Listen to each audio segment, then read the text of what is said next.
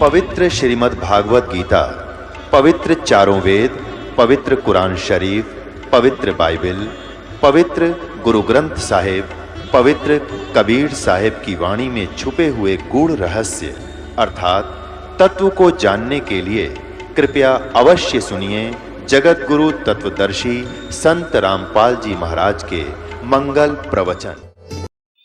यहाँ देखिएगा, गीता जी गीता प्रेस गोरखपुर से प्रकाशित है।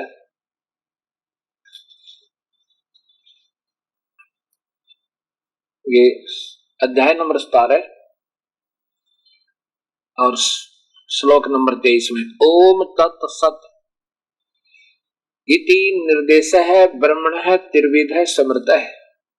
इस ओम तो सीधा ही है, तत् और सत्य सांकेतिक है। इन तीन मंत्रों से पूर्ण परमात्मा के भक्ति त्रिविध तीन प्रकार से समृत मन समरण करने का, याद करने का निर्देश माने आदेश है, डायरेक्शन है, मतलब संकेत है। और विद ऑर्डर है। निर्देश का अर्थ होता संकेत तथा आदेश सहित। ब्राह्मणा तेन वेदा च यज्ञा च विहिता पुरा। पुरा माने सृष्टि के प्रारंभ में ब्राह्मण विद्वान पुरुष सही भक्ति जानने वाले ऐसे ही किया करते थे। इन्होंने तो अपने हिसाब से किया है, ये मधुरापन इनका। आगे देखिए, अब तीसरे इसमें 24 में इन्होंने लिखा है कि तत्मंत्र, ये तो ओम नाम को सदा सबसे पहले अच्छे काम का जवाब दे रखा है। अब तत्मंत्र, तत् इति अभिनष्ध्याय फलम यज्ञ तपः क्रिया दान क्रिया विविधा क्रियन्ते मोक्ष आकांक्षा भी।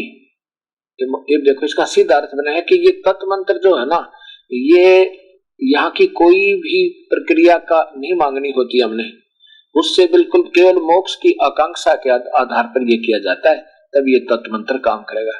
देखो सीधा लिख रखा है इसमें। देखो, तत् तत् अर्थात तत् नाम से कहे जाने वाले परमात्मा की यह सब है, परमात्मा का ही यह सब है। इस फल को न चाकर, वास्तव में है कि तत् इति फलम अन भी संध्या, इस तत्व मंत्र का फल नहीं चाहे कति भी। जब ये तत्व मंत्र गेल लाग जाएगा ना उसका ओम का, तो एक और मंत्र है, तत् नहीं है ये, इसका वास्तविक नाम कोई और है, तो उसमें गए इसका फल नहीं चाहे। और उस नाना प्रकार की यज्ञ तप क्रिया तथा दान प्रक्रिया कल्याणकारी इच्छा वाले पुरुषों द्वारा की जाती है, कल्याण के उद्देश्य थे, यानी यहाँ से निकलने के लिए, तब वो तत्व मंत्र काम करता है। फिर सत, ये सत मंत्र है। आगे देखिए, कई भक्त ये सोच रहे होंगे गुरुजी आगे, महाराज जी आगे नहीं बता रहे थे, इसी पर रुके रहते हैं, लेकिन इतना समय नहीं होता। जब आप इस पढ़ाई को आओगे, हमारे इसमें कोर्स में दाखिला लोगे, तो सब पढ़ाया जाएगा। सत इति इस प्रकार यह है परमात्मा का सत भाव में और श्रेष्ठ भाव में है। कति यहाँ से निकलने के लिए, बिल्कुल पार होने के लिए ये मंत्र सत यानी वो वास्तविक सार नाम काम कर प्रयोग किया जाता है। और ये पदार्थ उत्तम कर्म में सत शब्द का प्रयोग किया जाता है। प्रशस्ते माने होता है वास्तविक सुकृत कर्म, यानी यहाँ से बिल्कुल छुटकारा पाने के लिए, सतलोक जाने के लिए इस सत का प्रयोग किया जाता है। ये वहां तब काम देता है। अब इंद्रमती की आयु बढ़ा दी कबीर परमेश्वर ने, बड़ी खुश हुई। कबीर साहब ने कहा, बेटी मैं तेरे ऊपर इस काल को अटैक भी नहीं करने देता, परंतु तुझे विश्वास नहीं होता कि गुरुदेव सही कह रहे थे। और आप ये सोचते कि गुरुदेव तो वैसे ही मेरा पिछला गुरुदेव छुड़वा दिया, और अपनी महिमा बनाने के लिए वो भी तो मेरे सही गुरुदेव थे। अब आपका दृढ़ विश्वास हो जाएगा गुरुदेव के चरणों में। और जब तक हमारा दृढ़ विश्वास अपने गुरुदेव के चरणों में नहीं होगा, तब तक हम अपने गुरुदेव के द्वारा दिए गए भक्ति मार्ग को सुचारू नहीं कर सकते। अब आप शंका रहित होकर, निरसंशय होकर और एक रस होकर भक्ति करोगे। अब इंद्रमती ने कहा, हे गुरुदेव मेरे राजा को भी समझा दो। वैसे तो ये बहुत अच्छी आत्मा है, बहुत पुण्य आत्मा है, लेकिन भक्ति नहीं करता। कबीर साहब ने कहा कि चंद्र विजय, प्रभु का भजन बहुत जरूरी होता है। ये राज तेरे ही पिछले पुण्य कर्मों का है और कुछ समय का मेहमान है तू, और यदि इसमें अब भक्ति नहीं की तूने इस मनुष्य जीवन को पाकर, ये पिछले पुण्य जन्मों की, पिछले शुभ कर्मों की अब मलाई को, क्रीम को तू खा रहा है और ये समाप्त होगी, और फिर 84 लाख योनियों में कष्ट पे कष्ट उठावेगा। इन चंद्र विजय तू बात मान जा।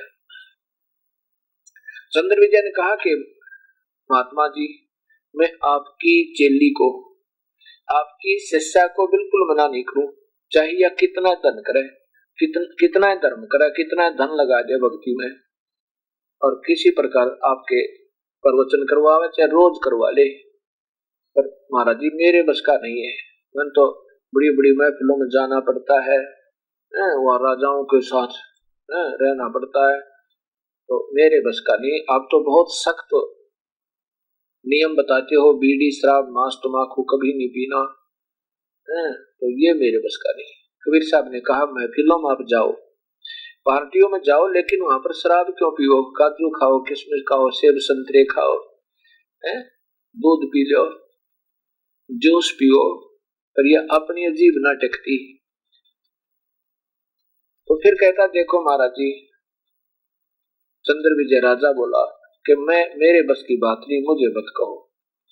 राजा चंद्र विजय नहीं मानता है कबीर साहब की भी प्रार्थना को कि मैं उपदेश नहीं दूंगा।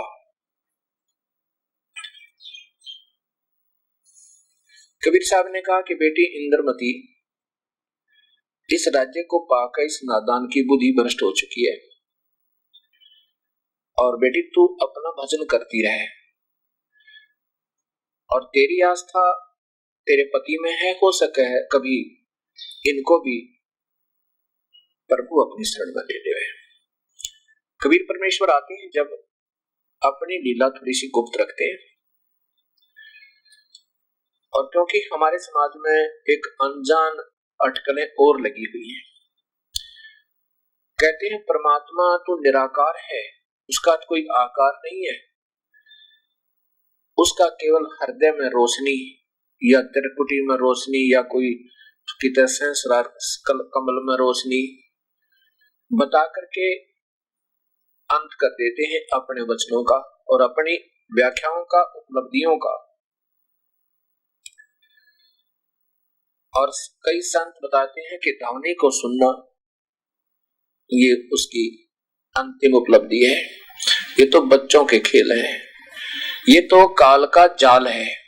आज तक भी पुराना तो समय अलग से, लेकिन आज वर्तमान के जितने भी महापुरुषों की पुस्तकें इस दास ने पढ़ी, और उसमें उनकी अपनी सोच सबलेखनी से लिखा हुआ जो लेख यही बताया कि परमात्मा निराकार है और उसका प्रकाश ही उसकी उपलब्धि, उसके दर्शन, उनकी प्राप्ति है। और साथ में ध्वनि का सुनना ये शब्द का खुलना माना गया है, और इससे जीव मुक्त हो जाता है।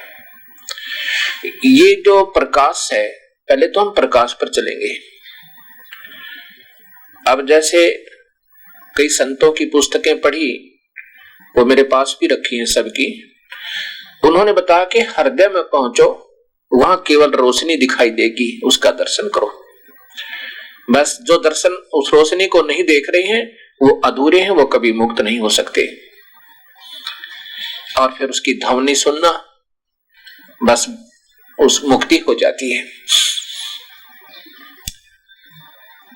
और प्रकाश ही उसका स्वरूप बताया। और इस दास ने जब देखा सभी शास्त्रों को, उनमें बताया कि परमात्मा तो आकार में है और उसी परमात्मा से सब प्रकाश है, उसका शरीर तेजो में है और उन्हीं के शरीर से प्रकाश निकल रहा है। अब जैसे संतजन कहते हैं डिवाइन लाइट।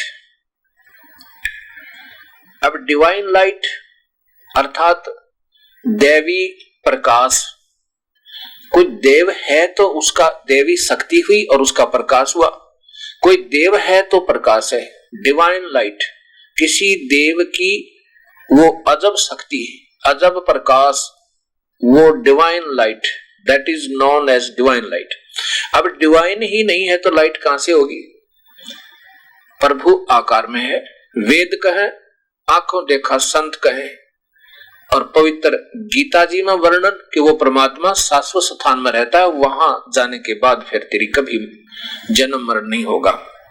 अर्जुन, वेदों में बताया कि वो कबीर परमेश्वर है और वो सतधाम युक्त सतलोक में रहता है, उसका बहुत तेजोमय शरीर है। पवित्र बाइबल ने बताया कि उस परमेश्वर ने मनुष्य को अपना ही स्वरूप दिया है। इससे सिद्ध है कि परमात्मा आकार में मनुष्य जैसा है, लेकिन उसका शरीर का बहुत तेज है। ये गरीबदास जी ने और कबीर परमेश्वर ने स्वयं अपनी महिमा आकर के आप ही बताई, अपना डबल रोल करके। और सभी महापुरुषों ने जिन्होंने आंखों देखा उस परमेश्वर को बताया कि वो आकार में है। आदरणीय गरीबदास जी, आदरणीय धर्मदास जी, आदरणीय गुरु नानक देव जी, आदरणीय मलुकदास जी, आदरणीय दादू साहिब जी, इन्होंने यही बताया कि वो कबीर परमेश्वर है और उनका बहुत तेज है, उनका शरीर बहुत तेजों में है। एक रोमकूप में करोड़ सूर्य और करोड़ चंद्रमा मिला दे, उन दोनों की रोशनी मिल जा तो भी फीकी पड़े उनके एक रोमकूप के तेज के सामने। वो मानव सदृश अपने सतलोक में रहते हैं। गरीबदास जी कहते हैं कि अरस कुरस पर श्वेत गुमज है और देखत ना उस चेहरे नु, श्वेत छतर सिर मुकुट विराज है और देखत ना उस चेहरे नु। कबीर परमेश्वर की श्वेत छत्र, उनका श्वेत ही छतरी वहां पर बनी हुई है, एक गुम्बज टाइप की, और सिर पे मुकुट है उस परमेश्वर का, बहुत तेजों में है। श्वेत छतर सिर मुकुट विराज है और देखत ना उस चेहरे नु। चेहरा है तो आकार है उस परमेश्वर का है, और वो कबीर परमात्मा है। गरीबदास जी ने बड़े हजारों की संख्या में, हजारों बार अपने ग्रंथ साहिब में उस परमेश्वर की महिमा गाई है। जिन्होंने भी उस परमेश्वर को स्वयं देखा अपनी आंखों से, दिव्य दृष्टि से, और कबीर परमेश्वर की अपनी ही कृपा से उनको सचखंड ले जाकर सतलोक दिखा करके और फिर वापस छोड़ा, तब उन महापुरुषों ने उस परमेश्वर की यथार्थ महिमा गाई। कौन से परमेश्वर की? उस कबीर देव की, कबीर परमेश्वर की। तो वो परमात्मा आकार में है, उसी का तेज है। अब जैसे ट्यूब है, ट्यूब और ट्यूब लाइट, ट्यूब है तो लाइट है, और ट्यूब नहीं है तो लाइट कहां से? अब जैसे बल्ब लाइट, बल्ब है तो उसकी लाइट है। अब जैसे आप कहीं किसी कमरे में जाकर बैठो, गए होगे तो आप सही बताओगे और सुनी सुनाई कह रहे होगे तो गलत बताओगे। आप किसी अपने दोस्त के घर गए और आपने किसी को बताया, अपने दोस्त को, कि मैं वहां गया, उनके कमरे में बहुत जोर की ट्यूब लाइट थी, पता नहीं कैसी ट्यूब ला रखी थी, बहुत ही अच्छी लाइट थी, कमाल था रोशनी के, बस पूछो मत। अब कोई दूर से सुन रहा है, उसने भी डींग मारी कि मैंने ऐसी लाइट देखी, मैंने ऐसी लाइट देखी, मैंने कमाल। उसने नो ना सुना, वो ट्यूब लाइट है, नहीं तो वो झूठ ट्यूब लाइट की भी बोल देता। आगे फिर चलते चलते के एक के घर में बड़ी जोर की लाइट है, बड़ा रोशनी है, बड़ी रोशनी। इससे सिद्ध होता है कि वो वहां तक पहुंचे नहीं उस घर में जहां पर ये ट्यूब लाइट जल रही थी। वो केवल लाइट बता रहे हैं, उन्होंने लाइट भी नहीं देखा। लाइट देखा होता तो कोई पूछता तो बताते कि वो तो ट्यूब लाइट थी, ट्यूब से लाइट थी। और ऐसे ये बताते हैं कि ट्यूब लाइट थी। ट्यूब कैसी है? अब ट्यूब का तो आकार नहीं, इसलिए उन्होंने देखा नहीं। अब मान ले कोई सुन रहा है, सुन लिया उसने कि ट्यूब लाइट थी, बड़ी जोर की ट्यूब लाइट थी, लाइट रोशनी, रोशनी तो उसको देखा। और वो ट्यूब कैसा होता है उसको कहे वो तो निराकार है, उसका तो कोई आकार ही नहीं है। इससे सिद्ध होता उन्होंने उस कमरे में झांका भी नहीं है, देखना तो दूर रहा, अंदर तो प्रवेश करना बहुत दूर की बात है। अगर देखते तो बताते कि वो ट्यूब का आकार है, एक डंडा सा होता है सफेद सफेद, और उसमें से प्रकाश निकल रहा होता है। इससे सिद्ध होता है कि इन महापुरुषों ने जो आज तक प्रकाश बता रहे हैं, परमात्मा प्रकाश है, परमात्मा प्रकाश है और उसकी आवाज है, वो वहां तक पहुंचे नहीं, अधूरी व्याख्या सुनी सुनाई गा रहे हैं, तो उनके अनुयायी भी अधूरे और स्वयं भी वो अधूरे। अब कई अंदर से धुन सुनना, धुन क्या चीज है? अंदर एक रिफ्लेक्शन है, जैसे टीवी में चैनल होते हैं, ऐसे इसके अंदर एक रिफ्लेक्शन है, तो उसका प्रतिक्रिया हमारे यहाँ होती है, वहां से आती है, जो मूल स्थान पर जहां वो आवाजें वास्तव में रखी है, बजाए जा रहे हैं, साजबाज स्वयं बज रहे हैं, वो पूरा साजबाज तेज पुंज का बना हुआ है वहां सतगुरु कबीर परमेश्वर के दरबार में। ऐसे ही हर देव के लोक में, जैसे विष्णु जी के लोक में, शिव जी के लोक में, ब्रह्मा जी के लोक में और काल निरंजन के लोक में, स्वर्ग लोक में, इन सभी में बहुत धीमी धीमी मीठी मीठी आवाजें रोज साजबाज बहुत प्यारे प्यारे बजते रहते हैं, जो सारे लोक में उसका आनंद रहता है। उसका प्रतिक्रिया, उसका रिफ्लेक्शन हमारे यहाँ कैच होता है, जैसे रेडियो कैच करता है, और उसमें से वो आवाज आ रही होती है। इससे सिद्ध होता है इन महापुरुषों ने जो केवल लाइट बता, केवल ध्वनि सुनना बताते हैं, इन्होंने कुछ नहीं देखा, कहीं दूर खड़े होकर देखा, वह पहुंचे नहीं।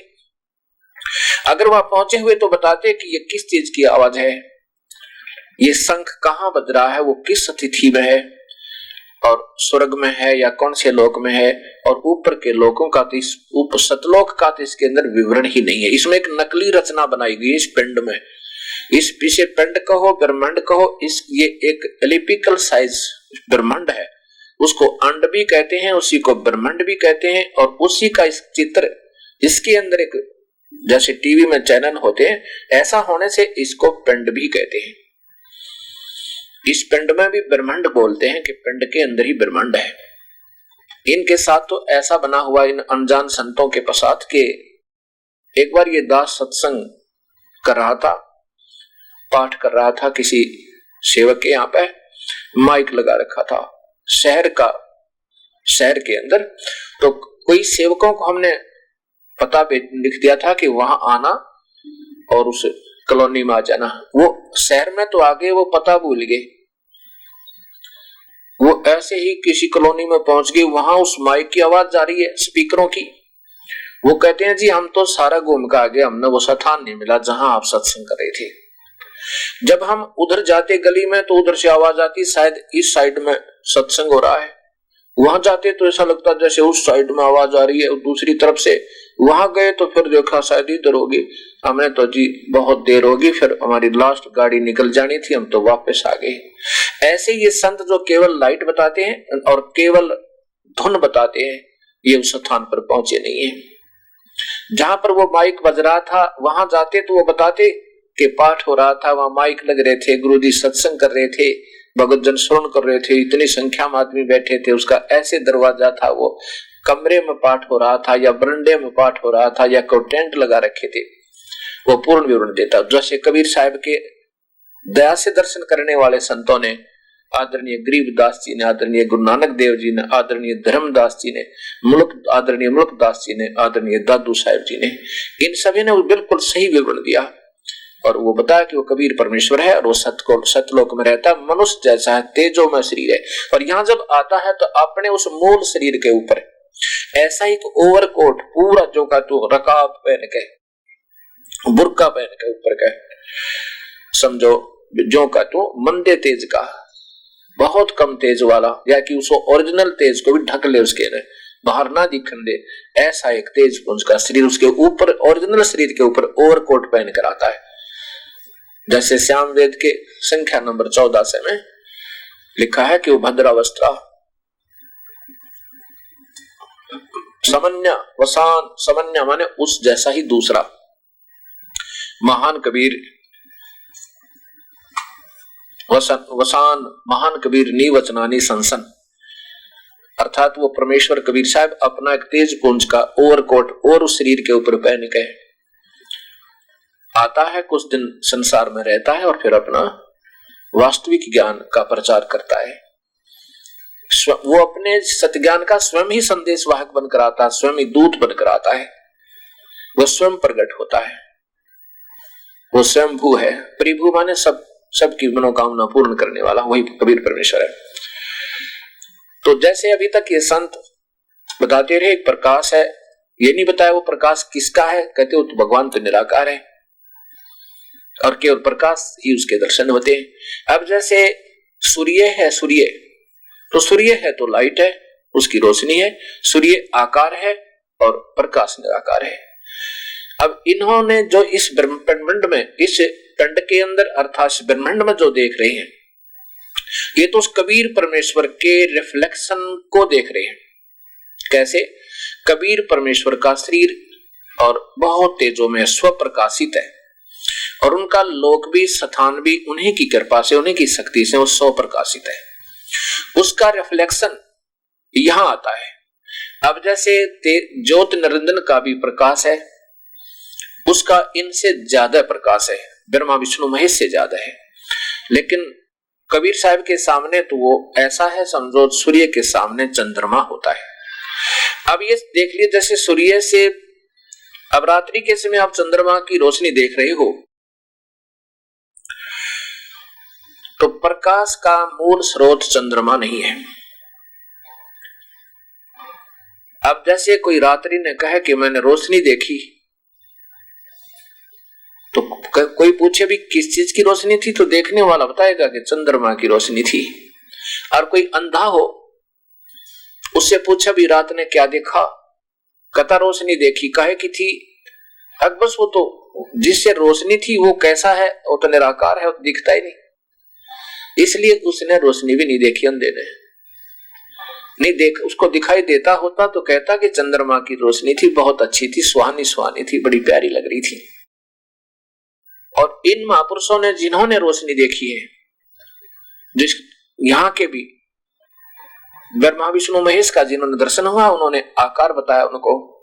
इन ब्रह्मा विष्णु महेश की शरीर से भी लाइट निकलती है, इनका भी तेजों में शरीर है, लेकिन इनका तेजों में, इनका कम तेज का शरीर है ब्रह्मा विष्णु महेश आदि देवताओं का, लेकिन इनके पिता जो शिव, महाशिव कहलाता है, महाब्रह्मा महाविष्णु जो काल है, ज्योति निरंजन है, उसकी इनसे ज्यादा लाइट है। अब जैसे एक तो 40 वाट का बल्ब हो और एक 60 वाट का हो, लाइट तो दोनों में ही है, लेकिन उनका अंतर बहुत है। एक 100 वाट का हो, फिर एक 500 वाट का, एक 1000 वाट का हो और फिर एक सूर्य उदय हो जाए। तो कबीर साहब को सूर्य से तुलना की यहाँ पर, क्योंकि हमारे यहाँ जो उदाहरण दिए जाते हैं उसमें लास्ट लाइट की जो अंतिम जो स्रोत है यहाँ का सूर्य है, सबसे तेजों में। ऐसे कबीर साहब परमात्माओं में सबसे तेजों में है। तो इस प्रकार परमात्मा आकार में भी है, आकार है और वो तेजों में उसका शरीर है, उसके शरीर से ही तेज है। अगर प्रकाश देखने वाले अभी तक यही बता रहे हैं कि परमात्मा निराकार है, तो उन्होंने कुछ भी नहीं देखा है, वो तो सुनी सुनाई कह रहे, ना उन्होंने कोई प्रकाश देखा है। प्रकाश किसी का भी देखा होता तो अवश्य उसका जिससे वो हो रहा वो अवश्य दिखाई देता। कई कहते हैं हृदय में देखो, हृदय में प्रभु दिखाई देगा। अब थोड़ा सा सोचने की बात है, यदि ये हृदय तक पहुंचे होते तो वहां बताते कि वो परमात्मा कौन है जो हृदय में काल कहता है कि मैं सबके हृदय में विराजमान हूं। अगर वो महापुरुष हृदय तक भी पहुंचे होते तो बताते कि उसमें कौन है हृदय कमल में। ये देखिए गीता प्रेस गोरखपुर से प्रकाशित पवित्र गीता जी, और इस 15वें अध्याय के 15वें श्लोक में, अध्याय नंबर 15 है और श्लोक नंबर 15। ये काल भगवान कह रहा कि मैं सभी प्राणियों के हृदय में, मैं सब प्राणियों के हृदय में अंतर्यामी रूप से स्थित हूं तथा मुझसे समर्थी ज्ञान और अपोहन होता है और सब वेदों द्वारा मैं ही जानने योग्य हूं तथा वेदांत का कर्ता और वेदांत को जानने वाला भी मैं ही। स्पष्ट है। काल कह रहा कि मैं सब हृदय में हूं, सबके हृदय में। ये काल महाशिव और महापार्वती के रूप में हृदय कमल में हमारे शरीर में रहता है। अब फिर वास्तव में बताया कि अब ये स्वयं बताता है कि 16वें श्लोक में फिर क्या बताते हैं कि इस संसार में नाशवान और विनाशी दो प्रकार के पुरुष हैं। पुरुष माने भगवान है। सर्वाणी क्षर, दो प्रकार के नाशवान ये क्षर पुरुष। इस दो पुरुषों है ना, दो का अर्थ देता है। यहां लगा सकते हैं क्षर पुरुष और अक्षर पुरुष। क्षर भगवान और थोड़ा सा विनाशी भगवान। ये ब्रह्म है, ये परब्रह्म है, ये ईश है, ये ईश्वर है। संपूर्ण प्राणियों के इसी प्रकार मन इसी प्रकार सभी प्राणियों के शरीर तो नाशवान है और ये आत्मा, जीवात्मा अविनाशी कहा जाता है। लेकिन वास्तव में भगवान तो कोई और है। ये देखो, ये काल ही स्वयं बता रहा कि हम दोनों से भी परमात्मा वास्तव में कोई और है। ये लिखा कि उत्तम पुरुष तु अन्य, उत्तम भगवान, पुरुष माने परमात्मा लिखना था क्योंकि यह साथ से स्पष्ट है। उत्तम पुरुष तु अन्य परमात्मा इति उदाहरता है। इस पुरुष को यानी वो वास्तव में अविनाशी भगवान तो कोई और है, उसे परमात्मा इस प्रकार कहा जा सकता जाता है। पुरुष माने इसका अर्थ भी परमात्मा यही दे दिया। भगवान ने कच्चा ज्ञान नहीं दे रखा है, लेकिन समझने वाले कमजोर रहे। ये माने जो त्रिलोक, लोक त्रयमय, तीनों लोकों में अविश्य मन प्रवेश करके विभर्ती माने सबका पालन पोषण करता है, वो अवय ईश्वर है, वो अविनाशी परमेश्वर है, वही मूल का परमात्मा है। अर्थात इन महापुरुषों ने कुछ भी नहीं देखा और ये सिर्फ अभी तक सुनी सुनाई बातों पे इन भोली आत्माओं को गुमराह कर रहे हैं और जिसके कारण ये स्वयं भी अपना जीवन व्यर्थ कर रहे हैं और साथ में भोली आत्माओं का जीवन व्यर्थ करने के दोषी भी हो रहे हैं। अब तो दर्द होगा हजारों को और कल्याण होगा करोड़ों का। ये तो होता ही रहा है। हमारे कबीर परमेश्वर आए तब उन्होंने यही सच्चाई बताने की चेष्टा की तो दुश्मन बना दिया उन्हें अज्ञानी संतों और महंतों ने, जिन्होंने स्वयं ये नहीं बताया कि हमारे शास्त्रों में लिखा क्या है और हम करवा क्या रहे हैं, और जिसके कारण उस परमेश्वर कबीर साहब के दुश्मन बना दिया। कभी तेल के कढ़ाई में फूकना चाहा, कभी कहीं मारना चाहा, लेकिन उस परमात्मा ने कौन मार सके। जिसका वेद गुण गावे कि उसको मारने में कोई समर्थ नहीं। पवित्र गीता गुण गावे कि उसको कोई नहीं मार सकता। वास्तव में अविनाशी तो वो है जिसका कभी विनाश नहीं होता। पवित्र कुरान शरीफ उसका गुण गावे कि उसको मारने में कोई समर्थ नहीं है। ऐसा ही चलता है और ये नहीं चलना चाहिए। अब तो समाज समझदार है, एजुकेटेड है, बहन भाई बेटे बेटी हमारे सब पढ़े लिखे हैं। इन शास्त्रों को देखो और लताड़ दो इन अज्ञानी संतों और महंतों को जो गुमराह करें। अभी भी बनाकर मंदिर धर के उसमें मूर्ति कहते हैं, ये मूर्ति वही काम करेगी जो पहले यहाँ पर रहते थे हमारे संत जी। नहीं, वैसा ही संत ढूंढना होगा। मूर्ति अगर वैद्य की मूर्ति बना के कोई कहे कि ये वैद्य वही नाड़ी देखेगा और वही दवाई लिख देगा, तो अब समाज स्वयं फैसला कर ले। वो स्वार्थी लोग हैं जो अपने चुंगल में फंसाए बैठे हैं, स्वयं भी पशु बनेंगे और साथ में अनुयायियों को भी उलझा रहे हैं। सतलोक की महिमा गाने वाले वो महान संत और वो पंथ भी इस प्रकाश और रोशनी, प्रकाश या रोशनी अर्थात धुन तक रुके हुए हैं। ये अधूरे ज्ञान है। दास नहीं कह रहा, ये हमारे शास्त्र बोल रहे हैं। और मैं तो एक टेप रिकॉर्डर हूं और उसमें रिकॉर्ड करके आपके सामने बोल रहा हूं। अपनी तरफ से कुछ नहीं कह रहा। ठीक है, थोड़ा सा दुख होता है मुझे भी। वैज्ञानिक युग में इतने विद्वान पुरुष, पढ़े लिखे, माइंडेड व्यक्ति हैं और आज भी नहीं सोच पा रहे भगवान की तरफ। साइंस की तरफ तो दौड़ ज्यादा लगा दी और प्रभु के मार्ग को वहीं छोड़ दिया। जैसा जिसने लटका दी वैसे अटके रहे, आगे चल नहीं पा रहे। अब हमने इस तरफ भी ऐसा ही ध्यान देना होगा। मानव शरीर केवल प्रभु प्राप्ति और आत्म कल्याण के लिए है।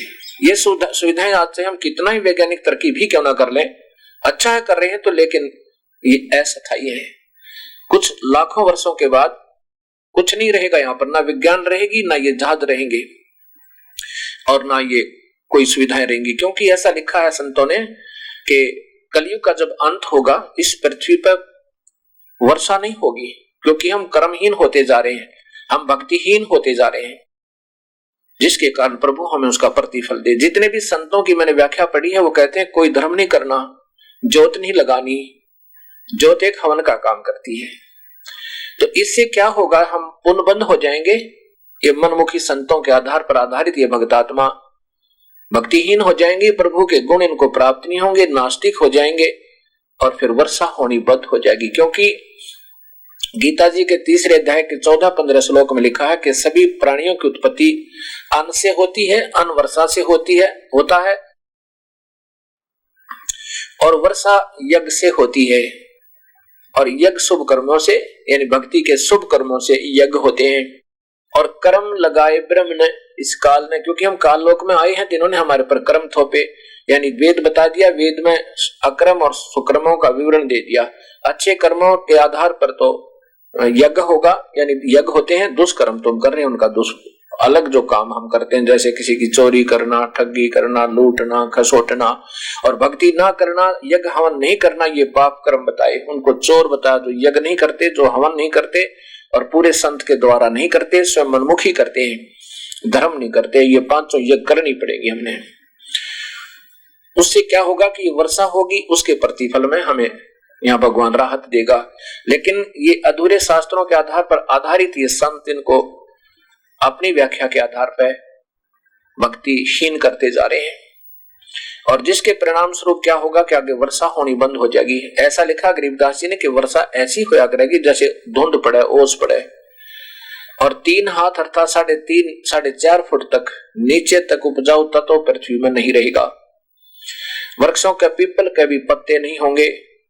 एक स्थिति ऐसी आओगी सब मांसाहारी होंगे, और 5 वर्ष की लड़की के बाल कौन लग जाएंगे, और वो 20 वर्ष की आयु होया करेगी, और 20 वर्ष की आयु के 15 वर्ष में सभी मर जाया करेंगे। ऐसी स्थिति आएगी, और बिल खोद कर रहा करेंगे पृथ्वी, और भूकंप बहुत आया करेंगे, ऐसे हिला करेगी पृथ्वी कि कोई 5-4 फुट की वो भी नहीं बना सकेंगे, बिल्डिंग नहीं बना सकेंगे। एक ऐसी स्थिति आएगी। तो हमारा मूल उद्देश्य प्रभु पाना है। ये सुविधाएं तो इसका सहयोगी है आज के दिन में, जैसे कितनी अच्छी ये टीवी चैनल चल पड़े, इसमें प्रभु का प्रचार हो, सतमार्ग दर्शन हो। ये गलत साधना शास्त्र विरुद्ध तो हमारे पूर्वज बहरे हो गए इनको सुन सुन के, और अब वो सारे भूत बन गए। ये मंदिर पूज के, मूर्तियां पूज के, ये व्रत कर करके, शास्त्र गीता विरुद्ध साधना करके, श्राद्ध निकाल के, भूतों की पूजा पिंड भरवाना, श्राद्ध निकालना, पितरों की पूजा गीता में मना किया।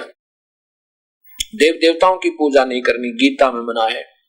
और तीनों गुणों रजगुण ब्रह्मा, सदगुण विष्णु, तम गुण शिव जी की पूजा भी गीता में मना है।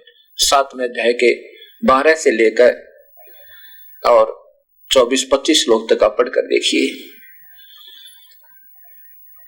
कि तीनों गुणों की भक्ति भी ये मूर्ख लोग करें। ये मूर्ख लोग मेरी भक्ति नहीं करते, तीनों गुणों के द्वारा जिनका ज्ञान हरा जा चुका। अब सर्वप्रथम गीता जी में प्रवेश होने से पहले हमें ये हृदय में हमारे प्रमाणित होना चाहिए कि वो तीनों गुण कौन है। रजगुण ब्रह्मा, सतगुण विष्णु, तम गुण शिव जी, और ये प्रकृति से उत्पन्न हुए हैं। अब देखिएगा देवी भागवतम सभासाटीकम, और ये श्री खेमराज श्री कृष्णदास प्रकाशन बंबई से प्रकाशित है, और 3रे स्कंद में यहां देखिएगा हे माता, अब शिव कह रहा है हे मात, ये 3रा स्कंद है, इसके पृष्ठ नंबर देखिएगा इधर को। ये भाषा टीका 3य अध्याय और ये पांचवा उस तृतीय सकंद का ये पांचवा अंश है। और यहां पर ये ऊपर इसका देवी भागवत तीसरे सकंद का ये 11वां पृष्ठ है। तो इसमें क्या कहा भगवान शिव कह रहे, हे माता, यदि हमारे ऊपर सदा आप दया युक्त हो तो मुझको, हमको तमोगुण में। अब शिव जी कह रहे हैं कि मुझे तो आपने तमोगुण किस लिए प्रदान कर दिया, अर्थात मैं तमोगुण क्यों बना दिया। ब्रह्मा रजोगुण और हरि सतगुण। हरि माने विष्णु, और नीचे इसकी संस्कृत देख, ये देखो ये संस्कृत है साथ में, क्योंकि ये भ्रमित कर देंगे अधूरे संत, आपको अभी भी धोखे में डाल देंगे इतने सत का प्रमाण होकर भी, क्योंकि उनकी मर्यादा उनके सामने अड़ेगी, उनके रोटी का धंधा उनके सामने अड़ेगा। यदि दया धर्मना ने सह अंबिके कथम अहम विहित च, ये भगवान शिव कह रहे हैं तमोगुण है, मैं तो कैसे तमोगुण बढ़ा दिया।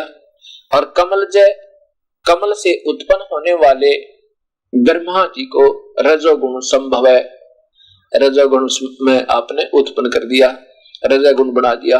और सुविहित किमो सतगुणो हरि, और आपने इस हरि माने विष्णु को सतगुण क्यों बना दिया। यदि आप हमारे पर दयालु हो तो हमें इस कुकर्म में क्यों लगाया मां आपने। ये आपको देवी भागवत में प्रमाण हो गया। रजगुण ब्रह्मा, सतगुण विष्णु, तमगुण शिव जी। और इसी से फिर आगे चलेगा अन्य हमारे शास्त्र काम, सभी इनसे सुलझेंगे। हमारे मूल शास्त्र ये कुंजी है। अब गीता जी देखिएगा, गीता प्रेस गोरख से प्रकाशित है, क्योंकि ये टीका तो सभी को स्वीकार्य है। जहां इस टीके में कुछ फेरबदल है, वास्तविकता नहीं है, वो दास साथ साथ आपको बताता रहेगा। अध्याय नंबर 7 है ये, और श्लोक नंबर देखिएगा 12 से प्रारंभ करेंगे। और भी जो सतोगुण से उत्पन्न होने वाला भाव है और जो रजोगुण से तथा तमोगुण से होने वाला भाव है, उन सब को मुझसे ही होने वाला जान, परंतु वास्तव में उनमें मैं और वे मुझ में नहीं है, क्योंकि ये काल स्वयं 21वें ब्रह्मांड में न्यारा रहता है और कहता जो कुछ भी ये रजगुण सतगुण तमगुण से जो हो रहा है, रजगुण क्या करता है, रजगुण से क्या होता है।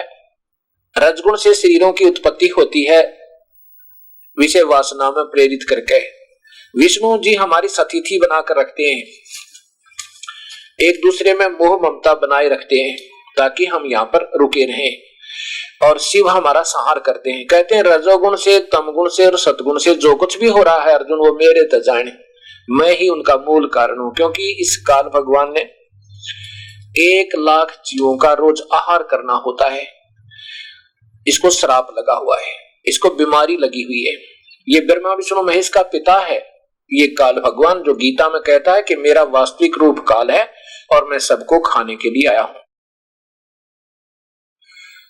तो ये अपने तीनों पुत्रों के द्वारा ये यहाँ की पूरी व्यवस्था बनवाए हुए है। अब कह रहा है कि जो भी रजगुण से सतगुण से तमगुण से, रजगुण ब्रह्मा सतगुण विष्णु तमगुण शिव जी से जो भी हो रहा है उसको उसका कारण मुझे ही जान, लेकिन मैं इनके अंदर नहीं हूं, मैं इनसे दूर रहता हूं, 21वें ब्रह्मांड में रहता हूं और मैं इनसे बाहर रहता हूं। अब यहां ये तो सिद्ध हो गया कि तीनों गुणों से जो कुछ भी हो रहा है उसका कारण मैं ही हूं। कौन? रजगुण ब्रह्मा से, सतगुण विष्णु से, तमगुण शिव जी से। अब आगे देखिए 13वें श्लोक में, 14वें, 15वें में जाके इसका निष्कर्ष निकलेगा। अब देखो अध्याय नंबर वही 7 गीता जी, ये पवित्र गीता जी अध्याय नंबर 7। अब ये 13 अपने 12 सुन लिया, अब 13 देखो। संस्कृत भी 7 देखें क्योंकि संस्कृत विद भी भक्त हमारे बहुत हैं। ये आधा देखो, पूरा अच्छी तरह दिखेगा। ऐसे देखो, गुणमय, गुणों के कार्य स्वरूप सात्विक, राजक, तामस से इन तीनों प्रकार के भाव से सारा संसार, प्राणी समुदाय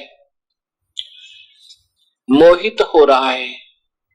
इन तीनों गुणों से परे मुझ अविनाशी को नहीं जानता, क्योंकि ये काल भगवान इन तीनों देवताओं से कुछ ज्यादा अविनाशी है, ये ज्यादा समय तक रहता है। इन तीनों गुणों से ऊपर रजगुण ब्रह्मा, सदगुण विष्णु, तमगुण शिव जी से ऊपर मुझे नहीं जानता।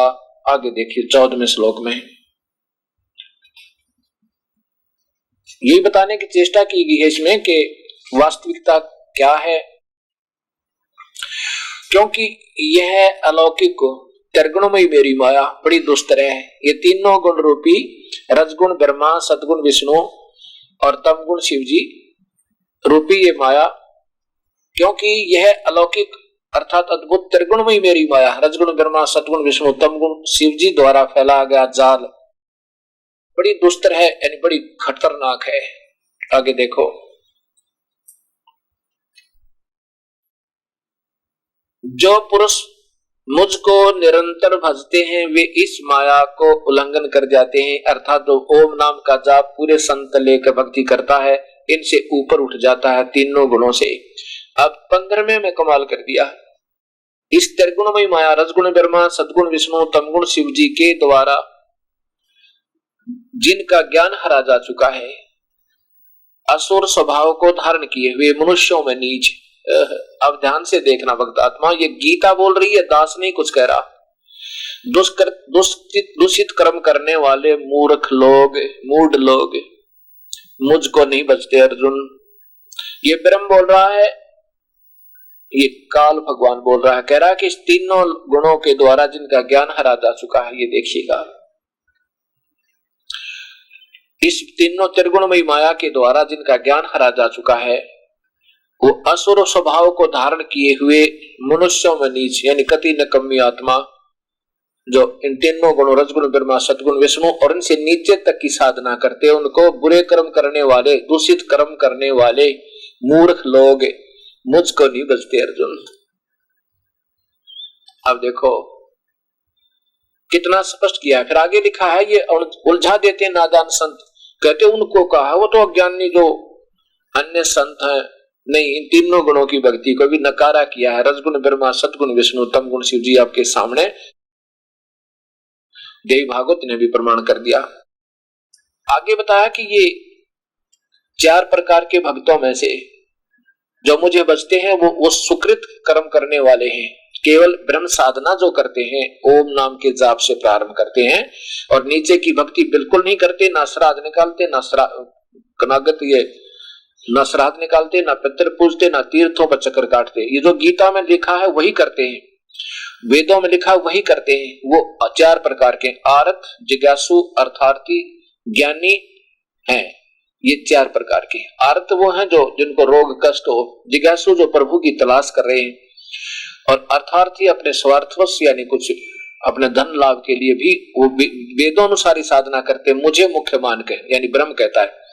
और ज्ञानी है वो केवल प्रभु चाहते हैं, उनको ज्ञान हो गया कि केवल एक परमात्मा की भक्ति से मुक्ति होगी, अन्य से नहीं, वो मुझे बचते हैं। लेकिन वो भी अच्छी पूजा नहीं है, ये स्वयं, ये तो बाद में आगे बताएंगे जब गीता का प्रकरण चलेगा, जब गीता जी को आपके सामने गहरी नजर गीता फिर आएगी, जिसमें आपको गीता ही के बारे में, गीता जी के बारे में विस्तृत विवरण दिया जाएगा और परमाणु के साथ दिया जाएगा। अभी तक बहुत अंधेरा हो चुका है, रह चुका है, पर अब नहीं रहेगा। समझदार व्यक्ति होंगे तब अवश्य समझेंगे और सोचेंगे भक्त आत्मा कि हमने कल्याण करना है तो विधिवत करेंगे। अब ये हृदय में रोशनी बताने वाले नादान संत अगर हृदय कमल तक भी पहुंचे होते तो बताते कि वहां पर भगवान शिव और पार्वती रहते हैं और उनका भी तेजों में शरीर है, बहुत तेजों में है, लेकिन ऊपर उन्य भगवानों के जो पूर्ण ब्रह्म परब्रह्म, इनसे तो बहुत कम है। और वहां पर ये शिव और पार्वती के रूप में हृदय कमल में विराजमान रहते हैं। जैसे टीवी में, जैसे टेलीविजन में पिक्चर दिखती है, ये वास्तव में तो कहीं और है, लेकिन उसका रिफ्लेक्शन उसमें ज्यों का त्यों होता है। तो इन्होंने, इनका टीवी भी ठीक नहीं है, इनका टीवी कनेक्टेड नहीं है उसमें। जैसे टीवी जब पीछे से जुड़ा ना हो किसी प्लेयर तक या चैनल से, तो उसमें लाइट आती है और लाइट आती रहेगी, लेकिन वो वास्तविक नहीं है क्योंकि वो कनेक्टेड नहीं है टीवी, वो केवल प्रकाश देख रहा है, उसमें चित्र नहीं है, तो उनका कनेक्शन नहीं है पीछे, तो वो बहका रहा है। जो टीवी लिए बैठा है वो कहता हमारे टीवी में सब बस रोशनी आती है, पिक्चर कैसी है, पिक्चर नहीं, वो तो आकार है नहीं उनका। ऐसे उनके टीवी डिस्कनेक्टेड है, उनके हृदय कमल में वो प्रभु प्रकट नहीं है। वो है तो, लेकिन वहां तक ये पहुंचे नहीं, उनका डिस्कनेक्ट है पीछे से। तो उस कनेक्शन करने के लिए हमारे अंदर प्रभु वो सब हमें दिखाई दे, ऑन हो जाए हमारे चैनल, ये कमल खिल जाए, उनका एक मंत्र है हमारे पास। हम वो मंत्र देते हैं जो पार्वती जी को भगवान शिव ने दिया था 5 मंत्र का, और हम देंगे उनको 7 मंत्र का। हम एक ऊपर और नीचे 2 मंत्र उस परमेश्वर के ओर लगाते हैं, जिससे हमारे जो कमाई होगी उस नाम की, वो जो बचेगी वो कन्वर्ट हो जाएगी प्रभु सतलोक में जाने की, प्रभु को पाने की, और बाकी के चैनल हमारे ऑन हो जाएंगे और हम यहाँ से बरी हो जाएंगे, त्रिकुटी में आने योग्य हो जाएंगे। कई संत कहते हैं तो हम तो सीधे त्रिकुटी में जाते हैं, बालका का खेल बना रखा है। अब त्रिकुटी तो इंटरनेशनल एयरपोर्ट समझो, और हमने विदेश जाना है, उससे पहले तो बहुत प्रोसीजर है, वो सारा तैयार करना पड़ेगा, बहुत कार्य है, जैसे पासपोर्ट बनवाना, फिर वहां का वीजा लगवाना, फिर इतना धन चाहिए कि हम उसका जहाज का टिकट बनवाएं, तब वो एयरपोर्ट पर जा सकते हैं। कहते नहीं हम तो सीधे त्रिकुटी पहुंच जाते हैं, त्रिकुटी बच्चों का खेल है और पहुंच जाओगे ऐसे कहन मात्रते हैं। ये बहका रखे आपको, हमारे को जैसे हमने किसी सरकार तक, हम विदेश रहते हैं और वहां हमने लोन ले रखा है, उस लोन का पहले क्लियरेंस कराना पड़ेगा, बिजली का बिल भी, वाटर टैक्स भी, वाटर यानी पानी का बिल भी, टेलीफोन का टैक्स भी, मकान का किराया भी, हमने वहां से सारा सुलझ जाके सबका बरी हो गए, क्लियरेंस लेकर के तब उस देश से वापस आ सकते हैं। अब हम यहाँ काल लोक में आ गए और यहाँ पर हमें बहुत ऋण हो चुका है क्योंकि हमारे को सत भक्ति नहीं मिली, हमें नौकरी ठीक नहीं मिली, और अब हमने पता लगा कि हम तो अपना स्वदेश जाना है, तो उससे पहले हमने यहाँ का सब ऋण मुक्त होना होगा। जैसे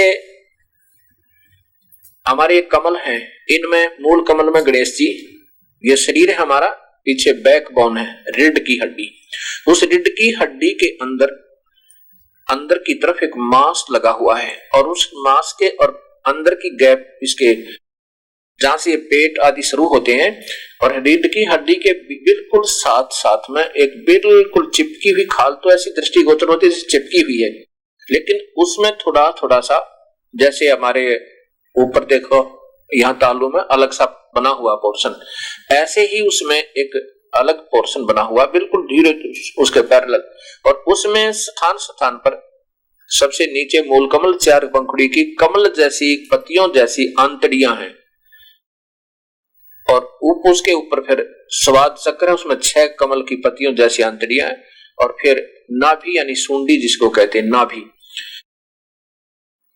इस नाभि के पीछे एक और कमल है, उसको नाभि कमल कहते हैं। अब ये हृदय है, हृदय तो एक दिल को भी हृदय कहते हैं, इससे अलग एक और स्थान है जिसको हृदय कमल कहते हैं, उसमें 12, उससे पहले नाभि कमल है, नाभि कमल में 8 पंखुड़ियों का कमल है एक, और उस कमल में 8 पंखुड़ियां हैं, वो नाभि कमल में, उससे आगे हृदय कमल है। ये दिल नहीं, ये हमारा जो सतन है, इनके सेंटर में, इस लेवल में, और यहाँ पिछली तरफ में रीढ़ की हड्डी के अंदर यहाँ पर एक हृदय कमल है, और उसकी 12 पंखुड़ियां हैं, आंतड़ी सी बनी हुई हैं। उसके बाद यहाँ कंठ कमल है, ये पीछे की तरफ, उसकी 16 पंखुड़ी है। मूल कमल में गणेश जी, स्वाद चक्र में सावित्री ब्रह्मा जी, नाभि कमल में विष्णु और लक्ष्मी जी, और हृदय कमल में शिव और पार्वती जी। ये काल भगवान इन तीनों रूपों में रहता है, और यहाँ कंठ कमल में ये अविद्या शेरा वाली आद्या माया प्रकृति या देवी रहती है। इनके हम एक मंत्र देंगे आपको जाप करने के, उससे क्या होगा कि हमारे यहाँ पर सद भक्ति ना करने से हम भक्तिहीन होकर हम कंगाल हो गए, हमारे पास भक्ति रूपी धन नहीं रहा, इसलिए हमारी सारी सुविधाएं डिस्कनेक्ट होगी और जिसके कारण हम मेहनत ज्यादा करते हैं और आउटपुट कम होती है, क्योंकि हमने जो राहत मिल रही थी वो बंद होगी। एक तो हम हाथ से आटा पीसें और एक कनेक्शन ले रखा हो, आटा पीसने की चक्की जो है वह बिजली से चल रही हो। ऐसे यदि हमें प्रभु का भक्ति का सत कनेक्शन मिल जाए, सत भक्ति का, तो हमारे सब कार्य सुचारू हो जाते हैं। तो हम आपको एक मंत्र देंगे जो 7 मंत्र का होगा। प्रथम बार में वो 4 महीने आपको जाप करना होगा और 4 महीने के बाद आपको फिर सतनाम दिया जाएगा। वो जो प्रथम मंत्र है वो आपका ये सभी चैनल ऑन हो कर दिए जाएंगे। जैसे कोई साहूकार, सेठ, कोई व्यक्ति अपनी जिम्मेवारी ले ले और कहे भी इनकी ये वाटर कनेक्शन, टेलीफोन कनेक्शन जोड़ दो, मैं जिम्मेवार हूं, उसको गारंटर ले लेते हैं और वो कहेगा कि तुम्हारा बिल भरता रहेगा, नहीं भरेगा तो मैं जिम्मेवार हूं। ऐसे कबीर परमात्मा की कृपा से, उनके आदेश से ये दास आपकी गारंटी लेता है, आपके सब चैनल ऑन करवा देता है और नाम दिया जाएगा कि आप इसकी कमाई करोगे, इनका ऋण उतार दोगे।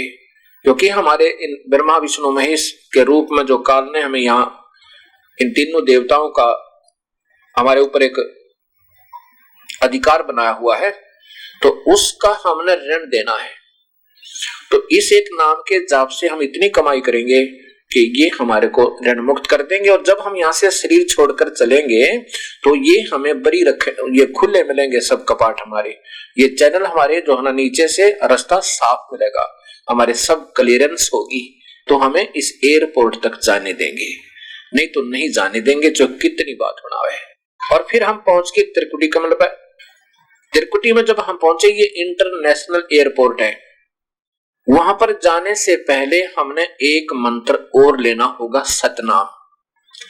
और वो सतनाम से क्या होगा कि आपका वहां जाने का, एयरपोर्ट तक पहुंचने का सारा सामान तैयार हो गया और कमाई आपकी साथ होगी, धन। हमने जो सतनाम में 2 मंत्र दिए जाते हैं, एक तो ओम नाम तो सीधा ही है और इस ओम नाम की कमाई भी हमने इस काल को ही देनी होगी, ब्रह्म तक छोड़ देनी होगी, हम नहीं ले जाएंगे। क्योंकि गीता जी के 11वें अध्याय के अंदर लिखा है 47, 48, 53 और 52 और 53 श्लोक में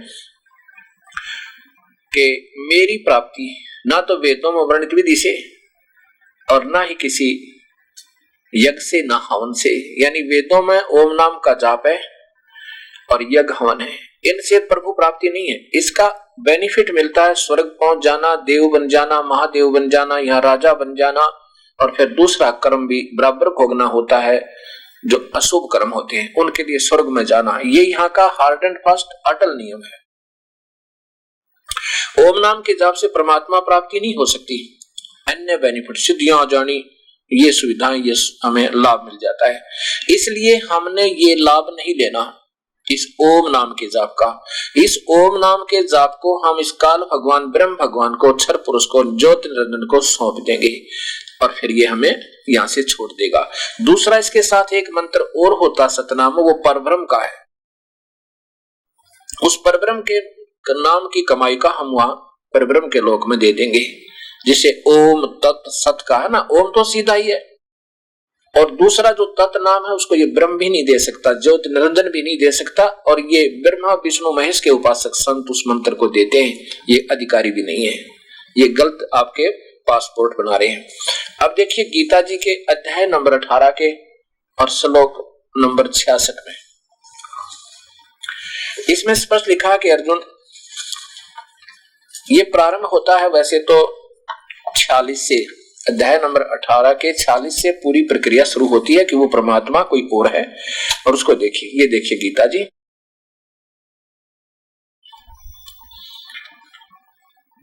ये गीता प्रेस गोरखपुर से प्रकाशित है और इसके अध्याय नंबर 18 का श्लोक नंबर 46 से प्रारंभ करते हैं।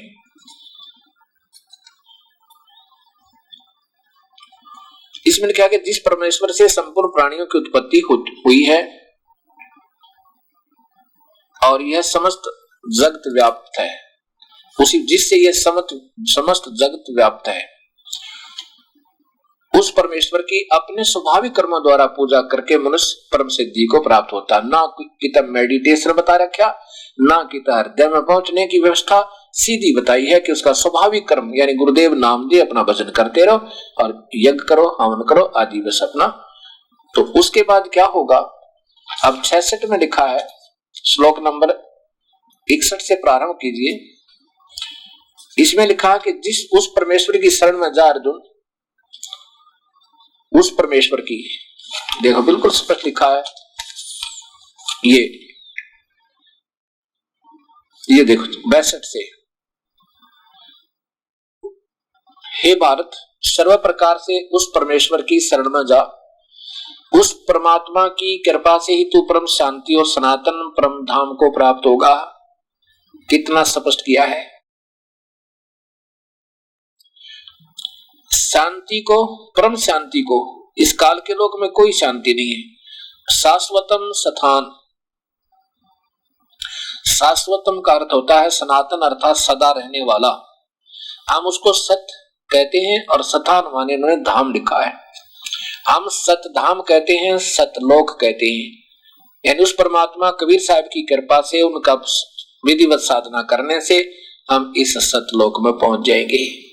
अब ये 63 में कहा कि मैंने तेरे को दोनों बात बता दी, अगर मेरी भक्ति करनी है तो मेरी शरण में आ जा, तो मैं तो तुझे स्वर्ग तक ले जा सकता हूं। अब 63 में कहा कि इस प्रकार गोपनीय से अति गोपनीय, पूरा देखो ये, इस प्रकार गोपनीय से अति गोपनीय ज्ञान मैंने तुझसे कह दिया। इस रहस्य युक्त ज्ञान को पूर्णतः भली भांति विचार करके जैसा चाहता वैसा कर। मेरी शरण में रहना चाहता हो तो यहाँ तो लड़ना झगड़ना बना ही रहेगा, जन्म मृत्यु भी बनी रहेगी। उस परमात्मा के शरण में तेरी कभी मृत्यु नहीं होगी। ये गुप्त ज्ञान मैंने तुझे दे दिया। अब 64 में देखो, अब इसमें लिखा है कि सर्व गुह्यतम भूय, एक तो गुप्त पहले कह दिया, अब दूसरा गुप्त और बताता हूं। और गुप्त भेद क्या है, ये मेरे विचारों को परम एक खास विचार मेरे फिर सुने। भूय माने फिर, श्रवण माने सुने। इष्ट असी में दृढ़म इति, वो परमात्मा, यह भगवान मेरा भी पक्का, दृढ़ माने बिल्कुल निसंशय, इष्ट असी में मेरा भी इष्ट देव है। इष्ट माने पूज्य देव है। वक्ष्यामि ते हितम, इसलिए तथा माने इसलिए मैं तेरे हित में कहता हूं कि मैं भी उसी की पूजा करता हूं।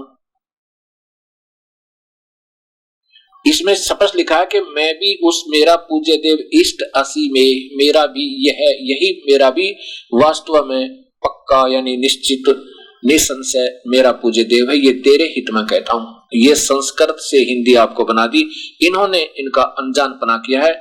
इष्ट माने प्रिय लिख दिया, यहाँ लिखना था मेरा भी वह इष्ट देव है। अब देखो 65, अब 66 में देखिएगा, इधर ये 65 है, ये तो प्रिय यहाँ के अलग से लिखी दिया कि अब कहा कि अगर मेरी पूजा करना है तो मेरे अंदर रहे, मुझ में मन वाला हो, मेरा भक्त बन, मेरा पूजन करने वाला हो, मुझको प्रणाम कर। ऐसा करने से मुझे ही प्राप्त होगा। तुझसे सत प्रतिज्ञा करता हूं क्योंकि तू मेरा प्रिय है। या प्रिय का शब्द सीधा प्रिय लिख दिया, ठीक है। वह इष्ट है तो इष्ट है, वो मेरा इष्ट देव है। अब यहाँ देखो कि मेरी शरण में रहता है तो मेरी शरण में रह, नहीं तो अगर वहां जाना है तो क्या करना है, सर्व धर्मान परिताज माम, सभी धर्मान माने धार्मिक कर्म जो तूने आज तक किए हैं वो मेरे में छोड़ दे। माम प्रीतज, सर्व धर्मान प्रीतज माम, मुझ में सारे पूजाएं छोड़ दे मेरी। और एकम शरणम व्रज, उस एक की शरण में जा। संस्कृत सीधी सी है, आम बालक समझ सके इसने। अहम तमाम सर्व पापे भय मोक्षामी मां सोचा है। हे परमात्मा, ये काल भगवान कहता है मेरी सारी पूजा छोड़ दे, तो मेरे जितनी आज तक तूने की ओम नाम के जाप की, यज्ञ हवन जो सेवा सिमरन जो भी किया है, मेरा तो मेरे में छोड़ दे, और फिर उस एक की शरण में, सर्वशक्तिमान एकम माने सर्वशक्तिमान की शरण में चला जा, एकम जिसके बराबर कोई दूसरा ना हो। अहम माने मैं तुझे सब पापों से मुक्त कर दूंगा, अर्थात मेरा ऋण उतर जाएगा, मैं तुझे फ्री कर दूंगा।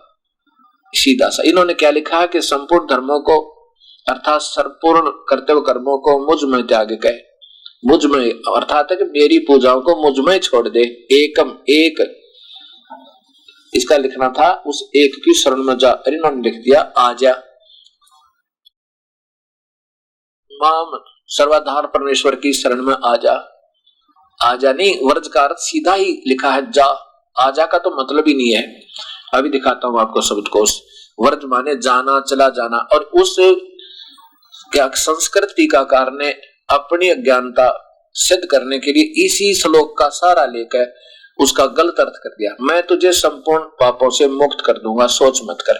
अब वर्ज का अर्थ दिखाता हूं। वर्ज माने ने लिखा आजा। मैंने कम से कम 10 गीता जी के सरलार्थकर्ताओं की किताबें देखी हैं, सरलार्थ की भी, तो उनमें सभी ने ये लिखा कि वर्ज माने आजा, मेरे पास आजा, और इसका अर्थ बनता है चला जा। अब ये इतना अंधेरा हो गया है ना, अज्ञानी संतों ने इतना अंधेरा कर दिया सत्य ज्ञान का कि एक एक शब्द को क्लियर करके स्पष्ट करके चलना पड़ेगा, तब इन प्यारी आत्माओं को समझ में आओगा। नीति आपको तुरंत गुमराह कर देंगे, क्योंकि इन्होंने तो पहले कर ही रखा था अपने को, हमारे पूर्वजों को सारी गलत व्याख्या करके भूत बनवा दिया, गीता वृद्ध साधना करवा के, और एक तो सारा अर्थ ही बदल दिया। व्रज माने जाना, और इन्होंने बता दिया आजा। अनुत्तम का अर्थ श्रेष्ठ लिख रहे हैं, जबकि उसमें अश्रेष्ठ होना चाहिए था। ये शब्दकोश भी इन्होंने गलत बना दिए। इन शास्त्रों को अधूरे संतों की टीका को ठीक रखने के लिए, ये देखो, ये है संस्कृत हिंदी शब्दकोश। मेरे पास ऐसी ऐसी 3-4 राइटरों की, ये लेखकों की, संग्रहकर्ताओं की शब्दकोश है। इनमें से ये मिलती जुलती सबसे ठीक, और ये श्री वामन शिवराम आपटे। अब वर्ज का अर्थ देखिएगा, इन्होंने ठीक लिखकर फिर गलत कर लिया। ये देखो वर्ज,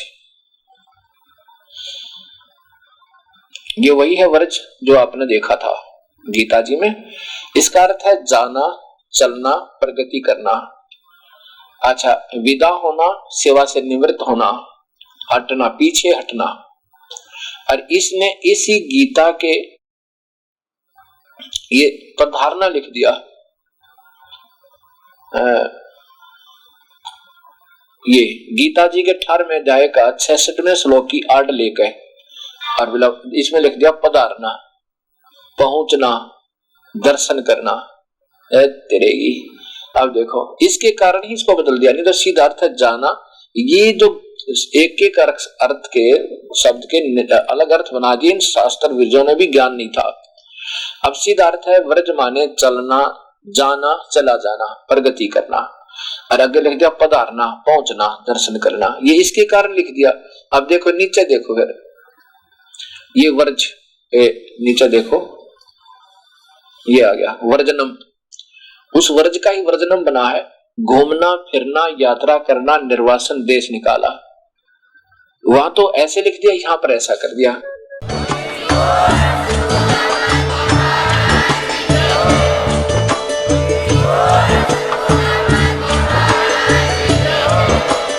आप सुन रहे थे जगत गुरु तत्वदर्शी संत रामपाल जी महाराज जी के मंगल प्रवचन। अधिक जानकारी के लिए विजिट कीजिए हमारी वेबसाइट www.jagatgururampalji.org। संत रामपाल जी महाराज जी के शुभ आशीर्वाद से पूरे विश्व भर में 500 से भी ज्यादा नाम दीक्षा केंद्र हैं, जिन पर संत रामपाल जी महाराज जी द्वारा ऑनलाइन निशुल्क नाम दीक्षा दी जा रही है। अपने नजदीकी नाम दीक्षा केंद्र का पता करने के लिए संपर्क करें 8222880541।